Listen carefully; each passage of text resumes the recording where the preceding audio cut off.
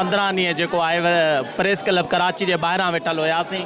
मुसलसल चिताव ॾींदा रहियासीं, पंहिंजे मुतालबनि जी मनता जे लाइ गुज़ारिश कंदा रहियासीं त महिरबानी करे असांखे जेको आहे असांजा मुतालबा मंज़ूर कया वञनि।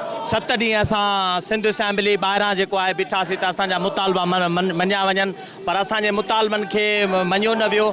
अॼु असां जेको आहे चिताव ॾिनोसीं त जेकॾहिं 2 बजे ताईं असांजा मुतालबा न मञिया वेंदा त असां वज़ीर आला हाउस ॾांहुं मूव कंदासीं ऐं असां जेको आहे वज़ीर आला हाउस ॾांहुं पुरअमन एहतिजाज करे रहिया हुआसीं। पंहिंजो मुतालबो जेको आहे खणी वज़ीर आला हाउस जे गेट ॿाहिरां पेश करे रहिया हुआसीं त असांजे मथां तमामु बुरे नमूने सां लठबाज़ी कई वई आहे, असांजे मथां तशदुद कयो वियो आहे। असांजी फीमेल हेड मिस्ट्रेसिस खे जेको आहे गीले जेको आहे ॿारनि मां पकिड़े एम्बुलेंस में जेको आहे विधो वियो आहे, जेको तमामु घणो ज़ुल्म आहे। तव्हां पंहिंजे मनपसंद माण्हुनि खे भर्ती कयो था, जेके वञी कॉलेज में पढ़ाइनि था, उस्ताद शागिर्दनि खे पढ़ाइनि था, तव्हांखे उहे माण्हू खपनि। तव्हांखे पढ़ियल लिखियल माण्हू, तव्हां जजिस भर्ती कयो था IBS अखर जे ज़रिए 19 ऐं 20 ग्रेड ते।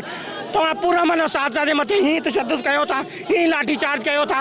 असांजो पुरअमन मुतालबो आहे त असांखे लेजिस्लेशन जे ज़रिए एक्ट जे ज़रिए असांखे रेगुलराइज़ कयो वञे ऐं असांखे हिन डिप्रेशन मां कढियो वञे। तव्हां चाहियो था त तालीम हिकु तरफ़ वफ़ाक़ ते जॾहिं तव्हां तंज़ीम कयो था, तनक़ीद कयो था स्टील मिल जे मुलाज़िमीन जे ख़िलाफ़, हिते तव्हां बिठी पॉलिसी अपनाए वेठा आहियो। हिते तव्हां उस्तादनि ते तशदुद कयो था, पुरअमन माण्हुनि ते तशदुद कयो था। असांजूं 150 नियाणियूं खंभे विया आहिनि हिते रोडनि तां घसीटे। तक़रीबन 10 खां 12 माण्हू असांजा मेल टीचर्स जेके गिरफ़्तार थिया आहिनि ऐं 10 खां 12 फीमेल थियूं आहिनि। ऐं वॾी ॻाल्हि आहे फीमेल खे बि मेल पुलिस वारनि अरेस्ट कयो आहे, उन्हनि ते लाठी चार्ज कई आहे, उन्हनि खे ज़ख़्मी कयो अथनि।